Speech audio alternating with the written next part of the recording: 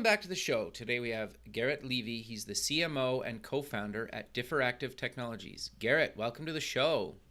Hey, great to be here. Yeah, I'm excited to have you on the show. I had one of your other co-founders on the radio version of the show, Daniel, and we had a really good conversation. And I thought, let's have you on the show and maybe get a little bit of a different perspective because I think like you guys have complementary skill sets. And so, but maybe before we get into all that fun stuff, let's get to know you a little bit better and start off with where you grew up. Yeah, so I grew up in New York, Okay, about 30 minutes north of the city. sure. And then I went to school in Boston, which is where I met Dan. Okay, what did you Uh, take in school? I took marketing and finance. Okay, and what made you want to take that? Was there like a defining moment in your childhood or something like that? So I went to college not really sure of what I want to do. And when I took marketing 101, it was the first time in I don't know how long where it just clicked. I was just like, Okay, I get this. I think I'm going to be good at it.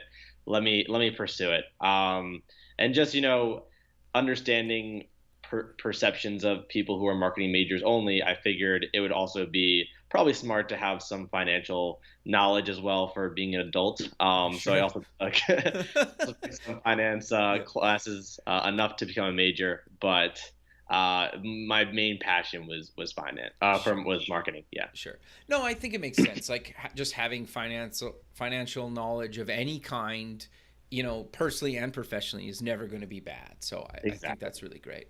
So you get out of school. Walk me through kind of. You said you quickly mentioned you met Daniel kind of in school. Yeah. How did that kind of come to be? So he was my RA senior Okay. year. Okay. Uh, Nicest RA ever, super cool. But we became fast friends Okay. the last semester, senior year. Karaoke bars, just Awesome. going out and enjoying just college. And I don't know, it just became a really good friendship, and we kept in touch after college to the point where he had an idea for a company, and he looped me in because of my marketing background, and we've been working on it ever since. Sure. So, walk me through why you guys actually decided to kind of found the company and what exactly do you guys do at DIFRactive? Yeah, so I left college and I went to advertising, where Okay. I worked in digital marketing for about 3 or 4 years. And along the way, that's when Dan reached out to me. I was working at JWT, Okay. and he said he had this idea and he wanted to get some marketing expertise involved. And at the time, being so enraptured into marketing, you understand how important data is. Yeah. They constantly balk at new opportunities because there isn't enough data to validate that it's a good marketing strategy, which can be very frustrating from a digital, marketing standpoint. And so he was talking about this idea of interactive video, and the moment I heard it, I was like, yes, this makes sense because, I feel like video is the final frontier of data. Right now, we only have awareness or likes or shares, but it's such superficial, surface level engagement that it's hard to really understand what impact is having on the overall marketing funnel. And Sure. so I thought this would be a great opportunity to ensure that there'd be a more better understanding of what the video impact is having on people, and what product placement itself is actually doing to move the needle for a brand's bottom line. So he was coming at it from a finance movie perspective, where he's been working at Lionsgate and he wanted to find ways for independent movies to better fund themselves. And I was coming from a data analytics standpoint to figure out what is actually working in the video landscape and what do people actually want in the video landscape. Sure. And so that's kind of how we've been approaching it, and it's kind of formed into what we've done. Okay. No, I think that's actually quite fascinating because you're right. Like it's really tricky, right, to kind of monetize your content kind of on and offline Yeah, with kind of traditional kind of means, right? And especially exactly. if you're not like a big studio. Obviously, most people making a film, unless you're one of the big kind of film companies, like can't afford to spend millions of dollars on advertising and all this other thing. So, walk me through kind of exactly how your platform works. Like if I'm a customer of yours, how does it kind of work for me? Yeah, so we're a SaaS platform. So Okay. we basically give you the keys to the castle. So you're a customer who signs in, and you create a project. And so as you're making this film, you're having an understanding of what's going to be in it. What do you want to kind of tag? So you make this movie, you're remembering the shirts you're wearing, the locations you're shooting at, the music you're using, characters that are in it, whatever information you want. Maybe even side charities that you think would be relevant to the topic at hand. Oh, interesting. So yeah, and so then when you're done with the film, you kind of break up the movie into scenes. So you have, the kitchen scene, you have the restaurant scene, and as someone's watching it, they can save those scenes. So whatever you want to put in that scene, which could be minute 1 to minute 4.5, or it could be minute 1:15 to minute 1:20, depending on how short those scenes you want to be. And as people are going, they're going to save those scenes. And so you just drop those items, whether it's product, people, places, music, into those scenes so they can timestamp that scene. Okay, interesting. Yeah, like the thing that's fascinating to me about what you guys are doing is like it's a pretty simple kind of idea, but it took like well not I there was like kind of a version a long time ago I think that somebody maybe tried, but it was like I can't remember, was it on like DVDs or Blu-ray or something, and it you had to have like a special hardware or something. If I remember correctly, do you know what I'm talking about? I don't, but I do know the idea has been around for a while. Like it's kind of been a bit of a struggle on our end because when we come up to people with this idea, they're like, "Oh, I've heard about it and it didn't work." And I think what we're trying to convey is that we're in a different time than in the late '90s, early aughts. Is mobile is everywhere. Video is the main consumption. There's actually a report that came out last week that said people are going to spend more time online than watching TV for the first time ever next year. Like, and with SVODs, AVODs, any VOD out there, it's just the way people are consuming content is just completely different, and they're wanting way more than just pause, rewind, and fast Yeah, forward. sure. Well, and I think what I was gonna was gonna try to get at, and you touched on it, is, and maybe I'm sure people can relate to this. Like, how many people nowadays don't have cable, or maybe they do have cable, but or they have cable through something like YouTube TV or some other Hulu or whatever. It doesn't matter. Yep. Or watch YouTube. Like they are consuming cable or movies or content on their devices outside of their traditional TV, right? And Yep. so, they could have both, but with your guys' technology, if they're already on their phone watching something, they can just be like, I like that shirt in that scene, just order it. Like, Exactly. right? And so, sure, maybe somebody's seen what you guys are doing now a decade ago, but that it's kind of irrelevant, right? Yeah. Because back then the smartphone wasn't a smartphone, so it didn't exist. So like I think it makes you guys are almost kind of at the perfect time now to bring this technology forward, and why I kind of wanted to have you guys on the show originally when I met Daniel a couple months ago. um so but for people that maybe, how does it kind of work from like, do I need to have a video, or how does it kind of work from a content creation standpoint? Like you mentioned, I cut it up in scenes, but like, can I do kind of other videos with it if I'm not maybe making like a movie per se or a TV episode? Yeah, I mean, honestly, we can do a 30-second video. Okay. It really depends on what you want. And they could be one scene that if they engage or they don't engage, they'll see it all there.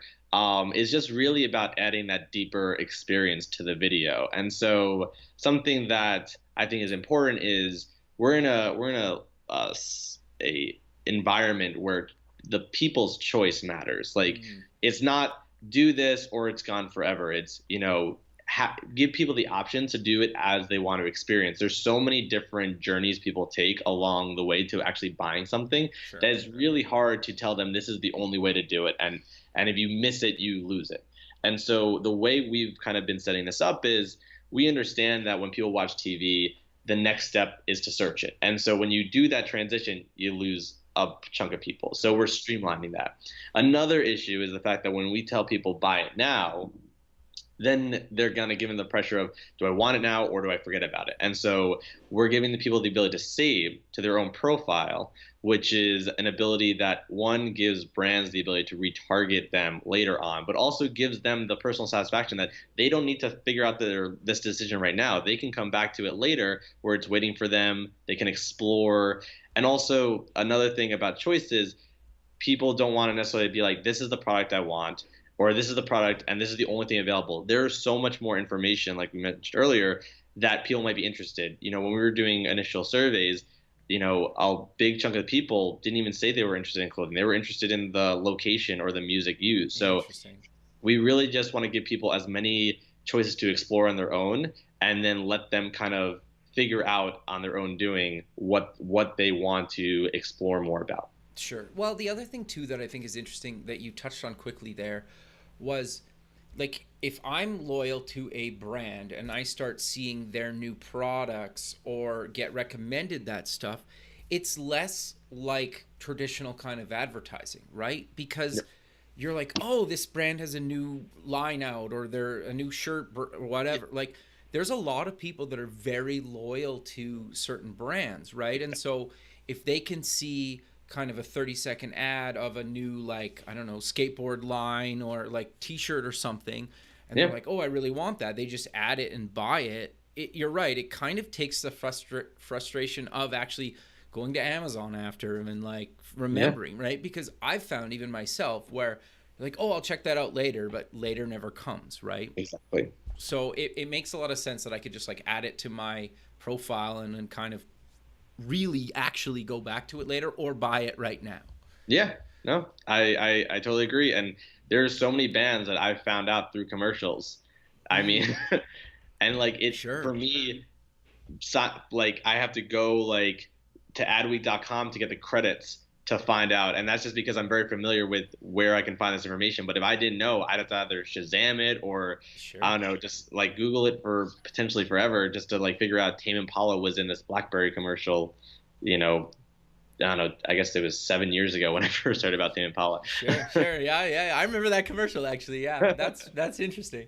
So where do you kind of see the space going? Because in a lot of cases, I think we're kind of at the beginning of this kind of like, advertising's kind of the wrong word for it, but like almost like smart advertising, for lack of a better term. Or do you have a phrase that or statement for that? I'm trying to just describe it as interactive product integration. Okay. So, we've had product placement, as far as soap operas, or Reese's in ET, but it's always been an awareness play. And so now what we're seeing is brands are actively integrating themselves into copy, into, being more visible, where it's not just product placement. They're actually like pushing it socially. They're trying to, so what we're trying to do is make it interactive, where it's not just a part of the storyline anymore. It's actually something that people can learn more about straight from the video itself. Sure. So is eventually the plan to, because like I know like if you're in a movie theater or something, you can like interact with questions on the screen through like an app or a cell phone. Like, are you guys working towards that at some point? Because I think that's potentially where you guys could go at least. So this is actually funny, something me and Dan debate about. I cherish the movie experience. So I hate it when I see someone whipping out their phone to like text or anything like that. Like, sure. So I have made a very hard stance, and I never want to be in the movie, environment, just because there's like a safe place, and I feel like movies are the last place where you can be hopefully distraction free. But no, I do agree that the integration with devices to larger screens like TV, that's definitely where we want to go, because there is a second screen device, and I think Dan might have mentioned this, but like smart TVs, they're not giving you controllers anymore. They're giving you apps to control your TV. So all we would need to do is add that button that we incorporate in our software into that, which is a simple, app update at that point. So it's definitely feasible. We're looking, we're going to be looking into it, down the road, but because SVOD is taking away from cable, as you mentioned, the TV is not going away. It's just how people are using the Yeah. TV is changing. So we know that the majority of people still watch content, like the big content on TV. It's just how can we get that interactivity on, that non-interactive interface. Yeah, no, that makes sense. And I suppose you could eventually move it either into traditional kind of cable. You could Yep. also do it kind of on demand stuff like Netflix, for example, right? Exactly. Yep. Yeah, okay, interesting. That's the dream. Yeah, no, fair. But I think you guys are, kind of well on your way to getting into that space, right? And I know kind of some of the advisors that you guys kind of have as well, and that are kind of huge names in the TV kind of space, right? And Yeah. so it's pretty cool what you guys have been able to accomplish in a pretty short period of time. Yeah. Thank you. Yeah, no. So I think it's interesting, right? So where do you though kind of see the state of maybe not just like cable, but just the industry? Like we've mentioned that it's obviously going through a bit of a kind of a transition, but Yep. do you kind of have any, maybe not predictions, but things that you've kind of seen that will kind of maybe get people thinking about some of this stuff? Because you have the cord cutter stuff. People are like, well, I don't really want that, or I want cable. I want just like, people basically want to pick what they want to watch when they want to watch it, and they don't really care how they get it. That's my opinion. Yeah. No, I mean, there's definitely a lot of things that are happening right now that it's kind of an interesting shift, because what's happening with Facebook and YouTube is they are, tweaking the algorithms, so they're making sure that content doesn't land in inappropriate places, and like, you're not exposing people to inappropriate content along the way. And so what that's doing is that's reducing people's organic reach. Okay. And so in simultaneously, YouTube and Facebook, among with Netflix and Hulu, they're investing a lot in their own content. So YouTube and Facebook are putting, I think, $1 billion each into their own content to make sure that they can build a SVOD channel. But what that's also doing is they're now relying less on UGC. People are going to Facebook not to watch, cat videos anymore, but they're going to be watching, curated content that YouTube has approved. And so people are going to be getting less ads because they're getting less exposure. YouTube doesn't need to, pay them as much because they have a content library similar to what Netflix is doing. They're building their own content library that they don't need to rely on the studios anymore. So think of the UGCers as the studios to Netflix. Like, they're no longer relying on that. So like, Disney's going to swipe out a ton of content from Netflix, but they've already have this library that makes them so robust that they really don't need that Disney reliance anymore. So Netflix is gonna be fine. And so now what UGCers should be doing, and we're seeing it from BuzzFeed, we're seeing it from a lot of other big publishers, is they're using YouTube as a video host, but they're not using YouTube as a social media channel to promote and get that viralness. They're trying to get people to go to their site where they can then control the ad placements there. So they don't need to rely on the YouTube ads as their mainstream of revenue. They can now put banner ads in their site, and they know that they're going to be migrating people to their site, so they can get that traffic to get the same amount of revenue. So interesting.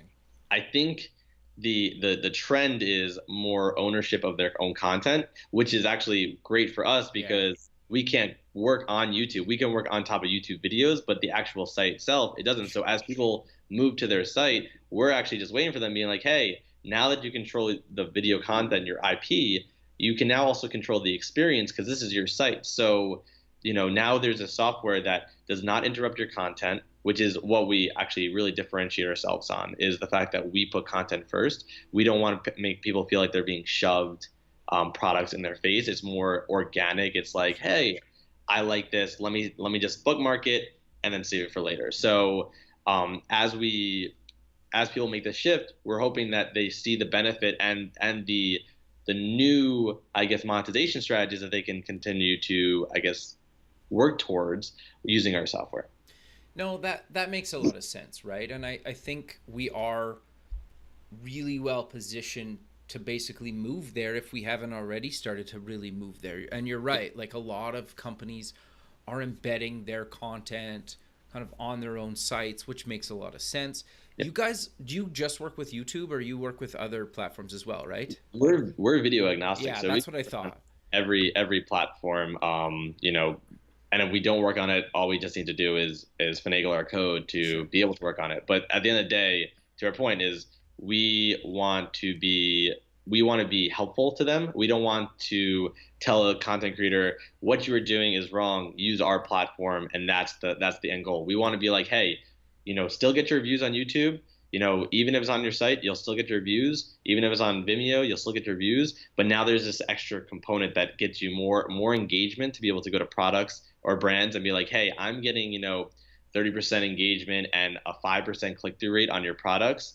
Use me as a platform. And now they'll be able to have the data to be able to negotiate and make sure they're not getting swindled either. They'll be able to hardline be like, I'm adding X amount of value to your brand. So if you want me to use this brand or this product in my video, I will require this amount of money. Yeah, no, and that makes sense, right? And I think more and more people are, well, you're not selling to them, right? Like it's funny because my daughter, for example, she's 3. Just she doesn't understand, like, you can't fast forward live TV. She's just like, can you fast forward? You're like, no, like, yeah, she just doesn't get that. But I think, like, as I would even say, like, I don't like watching commercials typically, right? Yeah. So, like, what you guys are building is like almost like an alternate to the commercial, right? Because it's more relevant. Because if I'm watching a show about, I don't know, like sports or something, and there's like a beer commercial, it's relevant, right? But if you're watching like, like a Friends, for example, and it could be something totally, but if I see like something in that actual episode, it feels less like you're selling to me and more like you're almost providing a convenience, if that's kind of a... No, absolutely. And I was actually talking the other day. So there is a report that came out that talked about how people don't like ads. Shocker. And so, design thinking is kind of something that's really big in advertising right now, and I think in other businesses. But it kind of made us think, what if in 5-10 years, as YouTube stops relying less on UGCers, and they're building their own SPOT and they don't need ads anymore, we could potentially be in a world where there's no ads. So what are brands going to do to get their exposure? And everyone kind of, when we go to these networking or these like conferences, like we went to Digital Hollywood and I asked this question, it seems like the balance is either ads or subscription. And there's no in between. Yeah. And I think that, in our opinion, the in between is that interactive product integration, where brands can seamlessly interact, where they don't need to make sure that it says drink Bud Light. Yeah. 5. Okay. Like. Yeah. Fair. Exactly. So it could be a more subtle, seamless content integration where people are getting actually better content and they're also getting the brands that they want. They don't need to be shoved like, hey, this is a Heineken bottle placed on this counter. It's just like, oh, what are they drinking? Yeah. And now see what information they're drinking. Yeah, because you bring up an interesting point, because you can very much see in a show or movie or any time where it's very much like, exactly. It's like kind of just like forced on you awkwardly, right? And I find it distracts, right? But you're right. Like if I'm holding something and actually like drinking something, like it's less sleazy, I think is the best way to put it. It's more of a pull versus a push. Yeah, okay. And pull is way more effective in terms of getting the engagement and getting genuine interest. If you like push something and then they search it and then they don't do anything with it, you still don't have a sale. If someone is actively reaching out to understand what that person's drinking, you not only have, awareness, you're going to have consideration. And then that just gets them one step down the funnel to eventually potential purchase. Sure.